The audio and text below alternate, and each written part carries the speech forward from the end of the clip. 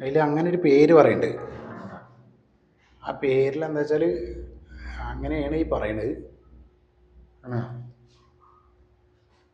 രഘു ഒരാണിനെ കാണുക, അല്ലെങ്കിൽ അങ്ങനെ ആരെങ്കിലും ഒരു ആക്രമിക്കാൻ വരിക, അങ്ങനെ എന്തെങ്കിലും. ആ, ഞങ്ങൾ രണ്ടാളും പോയല്ലോ അവിടെ. ആ അവിടെ പോയിട്ട് ഞങ്ങൾ അവിടെ ആ വീട്ടിൽ കിടന്നു. ഉം. അവിടെ കിടന്നു. ഉം. രണ്ടാളും കൂടി കെട്ടിപ്പിടിച്ച് കിടക്കായിരുന്നു. ഉം. അപ്പോഴാണ് അവിടെ